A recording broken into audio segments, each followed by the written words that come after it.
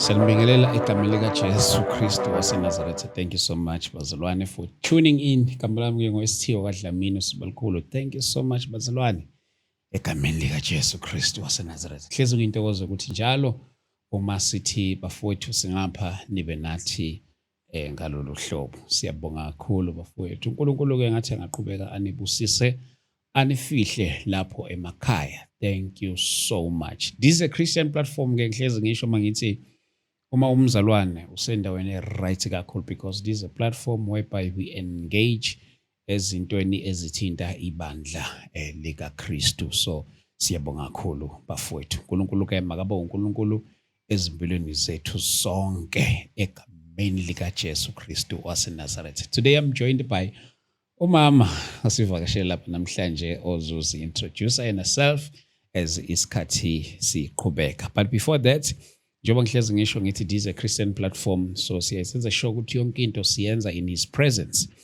Siyasicela enkosini kuba yonke into ihambe ngokohlelo. But before we start, I'd like us to pray and then we go straight to the heart of our today's conversation. Heavenly Father, we thank you in the mighty name of Jesus. We thank you, Lord, for your grace and your mercy. We thank you, Lord, for loving us, your care. Sikazi sambona uNkulunkulu onjengawe. Noma sesithanda uNkulunkulu othwengcwele, kodwa kusoze kwenzeka. Egameni likaJesu Kristu waseNazaretha. Wamenza umuntu, wambumba, maqede waphefumulela kuyena. uNkulunkulu othwengcwele. Noma abanye bekuphika kodwa baphefumula wena uqobo lwakho. Egameni likaJesu Kristu waseNazaretha. Noma abanye benonkulunkulu babo kodwa baphefumula wena. Egameni likaJesu Kristu waseNazaretha. Baba othwengcwele, siyathandaza ungathuli nanoma ngabe yinini, mawungathuli ukukhuluma kwakho kuyimpilo kithi. Egameni likaJesu Kristu waseNazaretha. Father God, we pray, uNkulunkulu othwengcwele, nakule ngxoxo yanamhlanje siyathandaza ukuba ukuvela kwakho uNkulunkulu othwengcwele kuvele kuphelelisiwe egameni likaJesu Kristu waseNazaretha. We pray, mighty God, uNkulunkulu othwengcwele, that you become the center of this conversation in the mighty name of Jesus Christ. Heavenly Father, all the glory unto you, uNkulunkulu othwengcwele, nakuba siyaphila kungumusa wakho. For that reason, uNkulunkulu othwengcwele, sibona kuyisidingo esikhulu sokukudumisa mihla nemihla ngegama likaJesu Kristu waseNazaretha. Amen. Angithathe leli thuba ngiyamukele ngibingelele umama enginaye lapha namhlanje. Mama, ngithathe leli thuba ngikubingelele egama likaJesu. Ngiyabonga kakhulu baba uDlamini ukuthola leli thuba egameni lenkosi uJesu. Lona olana namhlanje na umama uNdlovu odabuka lena entabeni zaseThekwini emndenini wakaDlamini. Ngilapha ngokukhonza eThembisa endaweni yaseVusumuzi, so sengingahlale eThembisa isikhathi eside. Ngikhonza ebandleni iLife Abundance LABCI ephethwe uBishop SB Zikhali. I'm his daughter ngokudabuka eThekwini. Amen. Wow, mama, siyabonga kakhulu egameni likaJesu. Original from KZN kahle kahle. Hayi ukuthi ngwala eGoli. Phela sithi mase sibona abahlangana abantu sitshela ukuthi omsinzo kuyimelele eGoli. Cha, ngidabuka khona le eThekwini. Ngidabuka eThekwini kwelikaBhanana. Mama.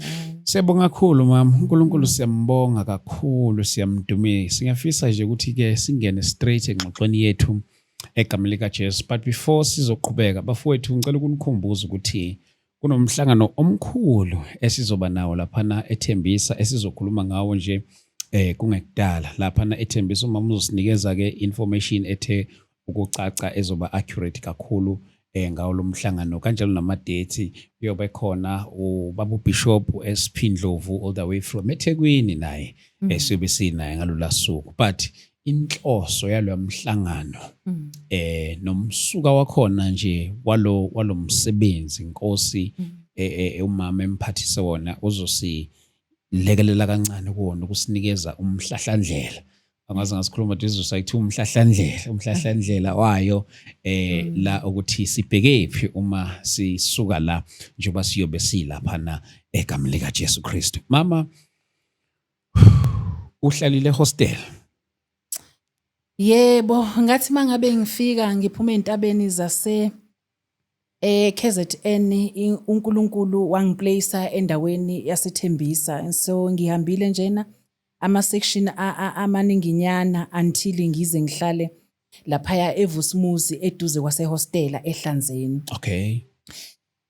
Ngithe mangifika khona ngo-2007 ngahlala khona ngabuka nje izimo eziningi ezimbi ezikhona laphaya endaweni yaseVusumuzi. Uma sikhuluma mama ngempilo yasehostela, ngiyazi ukuthi mhlawumbe nomunye umuntu osekhaya maybe mhlawumbe nanokumdwebela isithombe ngokwempilo nje yasehostela nezinto eziyaye zenzeke lapha ehostela. Ngiye ngahlala ehostela ngonyaka ka-2013 mangaphazami no 14 15 kanje ngihlala ehostela eThekwini laphana ehostela kuthiwa kodwa kubizwa kuthiwa yini lapho kwathi kodwa manje hayi ukuthi ise-17.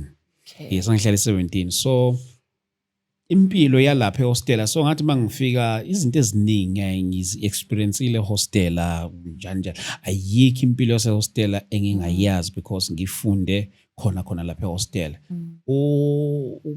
Ukufa komuntu kwakufana nje nokuthi kufa isilwane.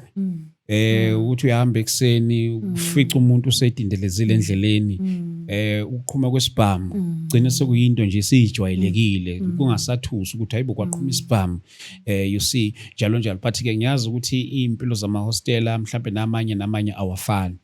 Ngafika ngazohlala eGoli noma ngahlalanga eJosh Gore kodwa ngibe nayo experience yimpilo yaseJosh Gore kwihostela lakho because benginabafowethu ebengibazi ebenginokubavakashela khona. So ngabuka ukuthi into yehostela noma angangafana kodwa kukhona lezi zinto ezithi mazifane kuona wonke ama-hostel. Number 1 eyithandwa ama-hostel imithi, ibhamu njalo zonke lezi zinto. Mhlawumbe nje mama isidingo sokuthi ey'ndaweni zonke besingaya kuzona siyokhuleka khona, mhlawumbe siphi lesidingo esingakobona ukuthi ake siye lapha na ngase-hostel eThembisa? Njengoba uNkulunkulu eke wasibeka kuleya ndawo yaseVusumuzi eduzane kwakhona ehostela, sibona izinto eziningi ezifana nalezi babudlamini ozishoyo. Ziyafana ncamashi ukubulawa nje komuntu kuyize. Nabantu bomthetho abavamavami ukuya khona ngenxa yokusabela impilo zabo. True. So kube khona kumanje nje kuleya ndawo eHlanzeni kukhona izimpi ezimayelana negodi, uthola ukuthi umsinga ulwa nenquthu bese kufa abantu abaningi, abanye baze bathutha khona baphelelwa izindawo bayohlala kwezinye indawo ngenxa yokuphepha nangenxa yokuthi bephephisa ukuphila kwabo. So namanje sibonile siyibandla laseThembisa ukuthi ake sinyukele siye kuNkulunkulu ngenxa yezimo esizibona zenzeka khona. So ngamanye amagama indaba yomkhuleko ukuthi ake siyokhuleka lapha na eThembisa izimo ezithi mayifane nazo lezo. Yes. Yebo, izimo ezenzekile nje ngingathi nje kobunyaka uqala singathi mhlambe ngonyaka odlule bezizimbi kakhulu. Nazo induna zasehostela bese zimfuna uNkulunkulu ngenxa yokuthi zibona ukuthi kufa abantu esikhathini sabo sokulida, esikhathini sabo sobuholi, izimpi ezinganqandeki. Baze bacela emabandleni aseduzane ukuthi cha ake sibayise kuNkulunkulu. Bekungekho lula ke ngonyaka odlulile ngoba impi beyibambene kakhulu phezulu. even nokukhonza kwethu bekuyinkinga ngenxa yokuthi bebengena even nalaba abahlukumezanayo bebethola nechance yokuthi bakwazi ukuthi bangene nasey'nkonzweni benze ukuhlukumeza noma ukurobha amabandla nokurobha nje nomuntu ezihambele emgaqweni.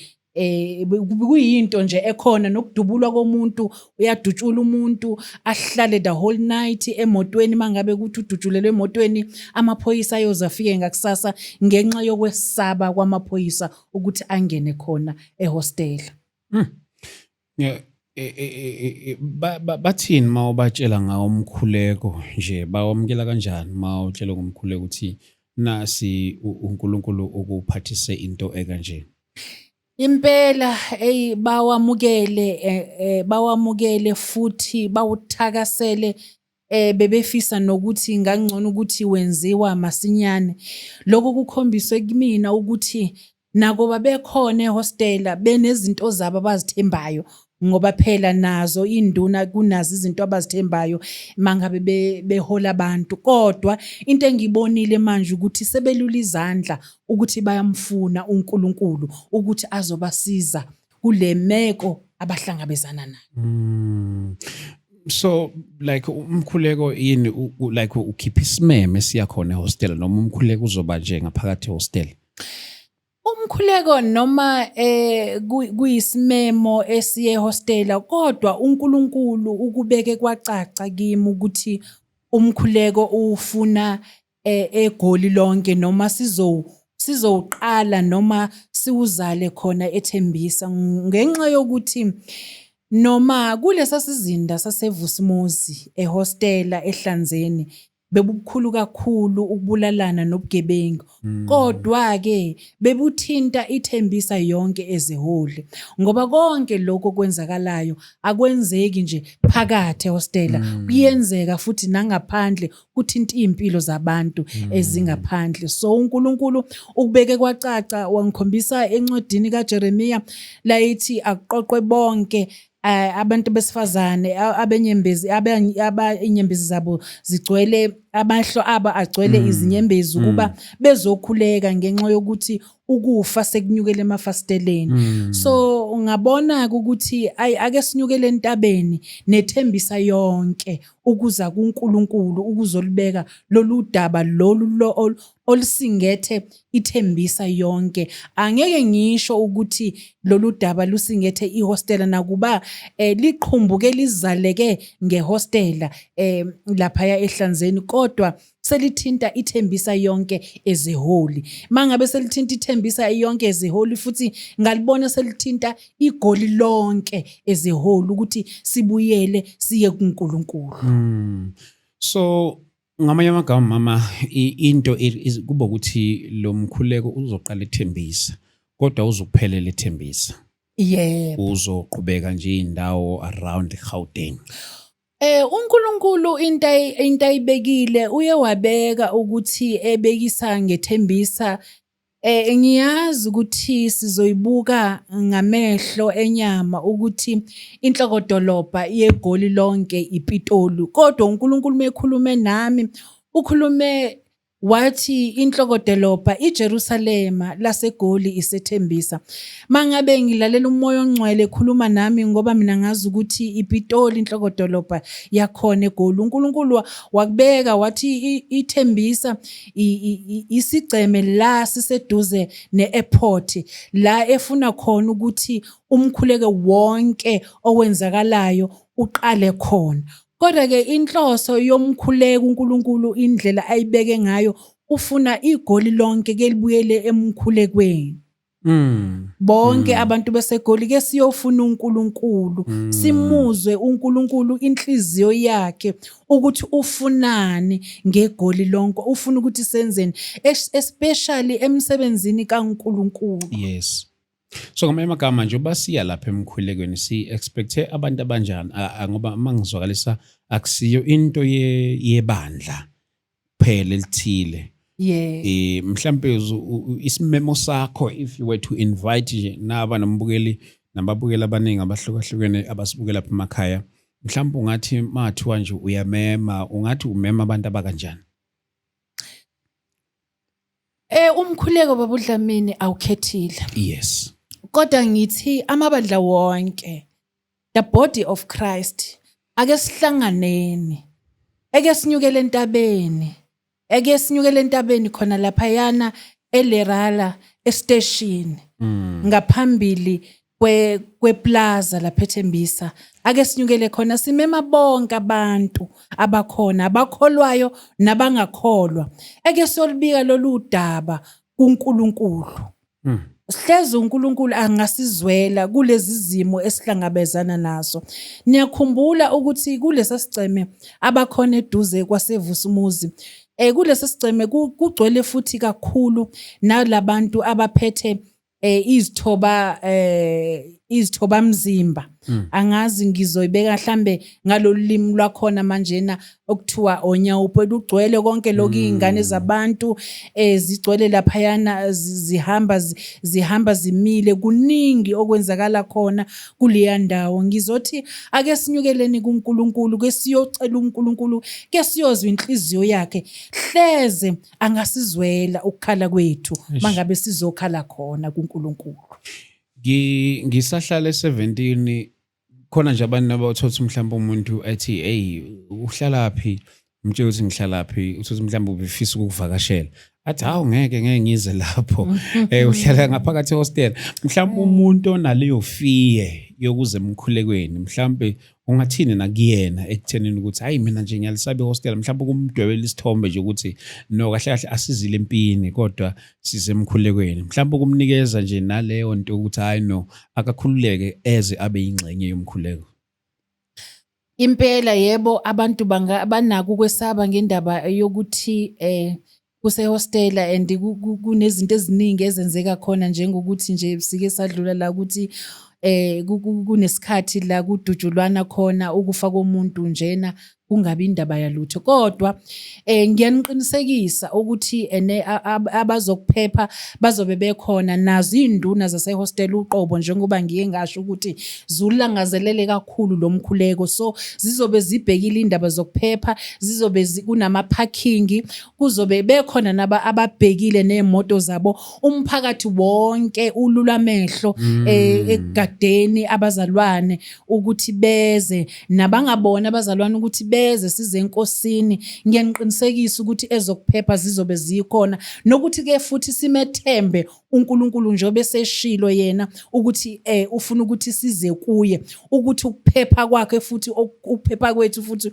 okukhulu kusesandleni sakhe. Wow mama, uvele wayikhulula kakhulu le ndaba lena, ngoba ngiyazi ukuthi kukhona abanye abantu nje abasaba nje hostel, into nje mayaba nehostel phakathi uyisaba kabi. So siyabonga kakhulu mama ngoyicacisa le. Mhlawumbe masinikeza kama details mama, umkhuleko unini nezikhathi zakhona, mhlawumbe nendawo nje specific, ngoba ngeke ngaposta lapha ku Facebook khona nje bebuza ukuthi ngangasiVusumuzi kodwa manje angazi ngizothini.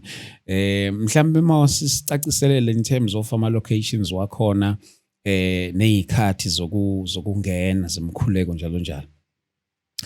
Umkhuleko awukho ehostela phakathi, kodwa useduzane kwakhona endaweni estation eLelara, eduze kweplaza eThembisa Plaza.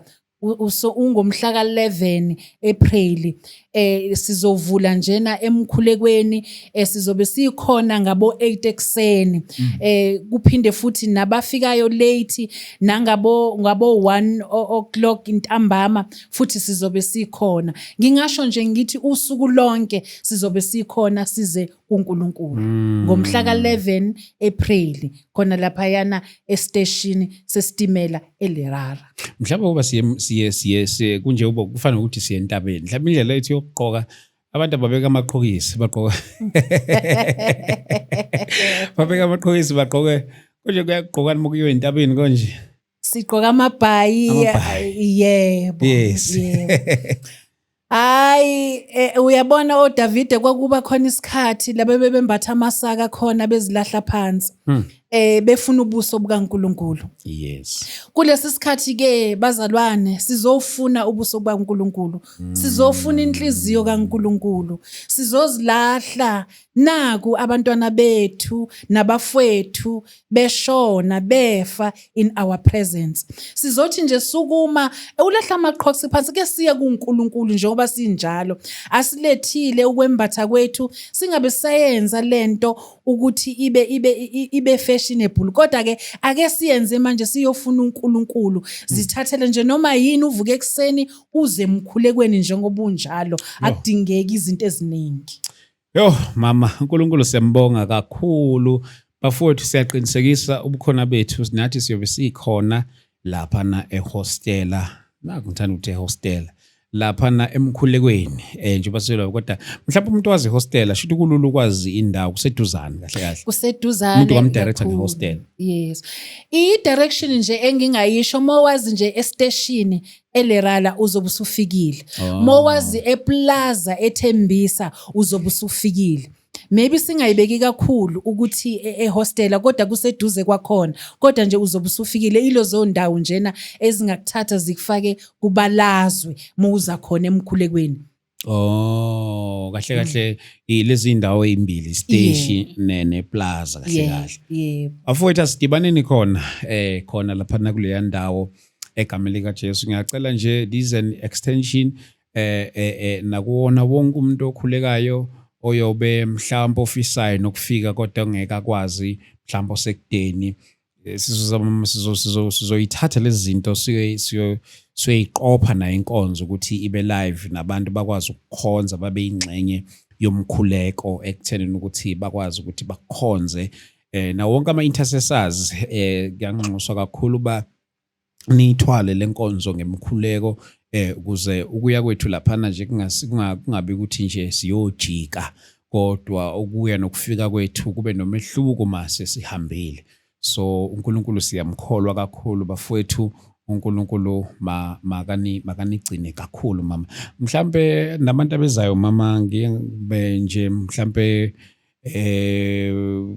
umkhuleko wethu yaqala ekseni ngo-8 kuyoze kuyoba ntambama izwi lenkosi vele obviously likhona bese kuba imkhuleko mhlambe in terms of umphakathi mhlambe wona mhlambe nje nomuntu osibukelayo osethembisa mhlambe ke bona ke abafisayo ukuthi hayi nathi siyes mhlambe abanye babakenanto ukuthi mhlambe yini esingalekelela ngayo mbuzela nje umphakathi wasethembisa mhlambe abangaba nombuzo kanjalo mhlambe yini. Okay, uthinte indaba enkulu kakhulu babudlamini angiqale la mhlambe kungiphusile ukusho. Uthinte indaba enkulu uthi ubabudlamini abalindi.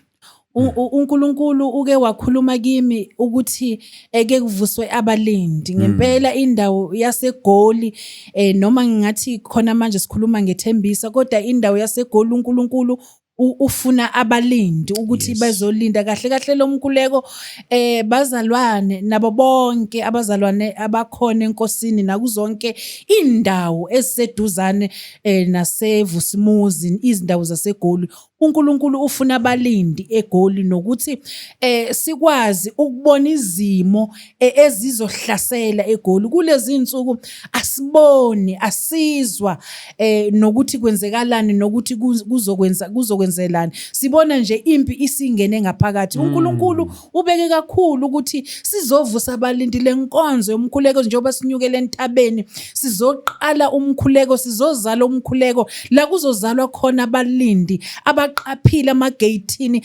aseJerusalema amagate wonke aseGoli kufanele ukuthi kube nama watchmen abalindi ababhekile ukuthi kungena bani kuphuma bani futhi mangabe ngena entabeni zaseGoli ungena naluphi uhlobo lwezinto angena akangeni na ezodicilela phansi isizwe sethu uNkulunkulu kubeke kwacaca ukuthi ngempela ake sivuke sama watchmen sime engangeni zasethembisa engangeni zaseGoli sikhuphuka nje sizofuna uNkulunkulu nokuthi lento mangabe siqala yokuba ukuthi singene sihlale emageyithini aseGoli ukuthi simisa kanjani esingakucela nje singalekelela ngakho konke nje angazi ukuthi ngingathini ubaba uDlamini ungiphonsa umbuzo omkhulu kakhulu engingazi kodwa ke ngingathi uNkulunkulu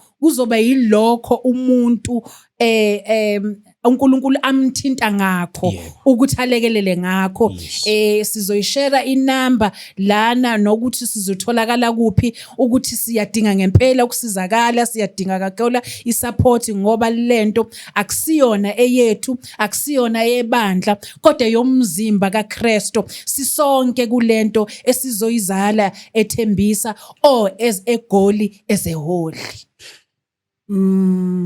uNkulunkulu siyambonga kakhulu mama. Inkulu kakhulu le ndaba. Bafowethu uma around eThembisa konje izona ziphi indawo ezinye around eThembisa mhlawumbe kungabe sengathi lento eyabantu basethembisa kuphela. Amen. Kodwa yawo wonke umuntu nje as long around Gauteng mhlawumbe useduzane angazi ziphi indawo esekoThembisa eseduzane koMidrand ko Ivory Park ko Brakpan ko Tsakani ko Binoni ziseduzane nayo iSoweto ake subambe lo mphongolo indawo njena Olifantsfontein Clayville nabo bonke njena abangakwazi ukufinyelela kulomkhosi womkhuleko.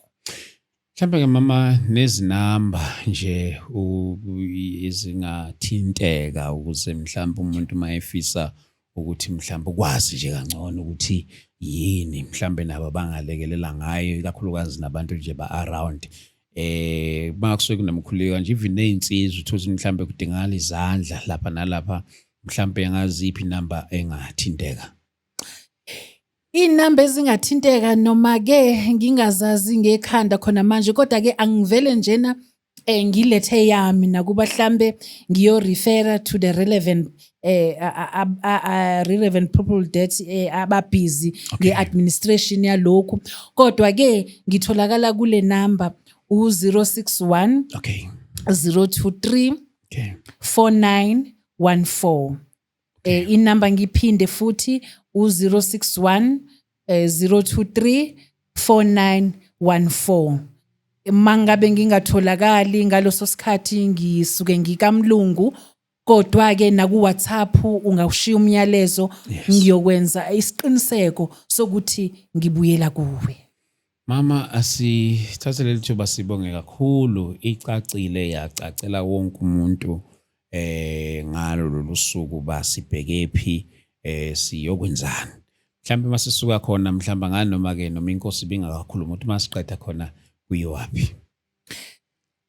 uNkulunkulu bengakakhulumi ukuthi masisuka lapha yami eThembisa eLerala station siya kuphi kodwa ke kukhona la sizoya khona ngoba uNkulunkulu mangabe ekhuluma ngalo mkhuleko wasentabeni akashonga ukuthi umkhuleko wasethembisa kuphela. uNkulunkulu uzosinika indawo yokuthi emva kwaloku intaba soyimisa kuphi. Sizolalela uNkulunkulu sizwe nokuthi futhi sidingekala kuphi. Mama siyabonga kakhulu mhlawumbe before sivale if khona obungafisa ukueda and then bese sikhulekela nayo lenkonzo mhlawumbe kunikeza naluthuba makhona obungafisa ukugcizelela nokukusho nje. Engafisa nje ukusho lento kaNkulunkulu ayikwazi ukuthi ungangawuvala umlomo mangabe uthola ithuba. Ngizogcizelela nje bafowethu kakhulukazi abaphethe umsebenzi kaNkulunkulu. Ukuthi asihlanganeni. Omunye eze nokwakhe omunye eze nokwakhe kukhona onakho baba uDlamini mawuphethe umsebenzi kaNkulunkulu mina engingenakho kukhona mina enginakho wena ongenakho ake siyekeni bazalwane lento yamabandla siphelile manje isikhathi sokuthi ibandla lami ake siphumele obala siyofuna uNkulunkulu inhliziyo zethu zinamathele okwenzeni umsebenzi kaNkulunkulu nokukhathalela inhliziyo kaNkulunkulu ake sikhathalele manje bafowethu nabodadewethu enkosini ukuzwa ukuthi uNkulunkulu uthini Sesisichithile silizwile izwi lenkosi kakhulu, salifunda nasey'koleni, ema-college, ama-Bible college sifundisiwe. Ake siyofuna inhliziyo kaNkulunkulu until uNkulunkulu azakhulume njengoba akhuluma ngoDavide athi ngimfumene owenhliziyo yami.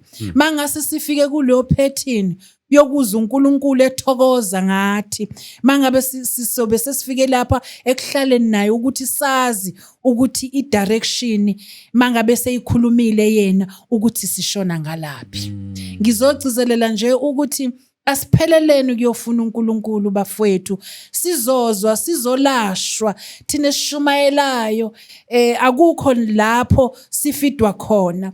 Sikhipha konke okusekhaphini kungabi khona la sofidwa khona. Ake sinyukele-ke sizofidwa uNkulunkulu uqobo, ezofida nabashumayeli, ezofida abafundisi, ezofida nama-intercessor, ezo-align ama-intercessor asemabandleni wonke ukuthi eze kuNkulunkulu. Into ebalulekile ukuzozwa inhliziyo kaNkulunkulu even nangamabandla uqobo lawa esiwalidayo.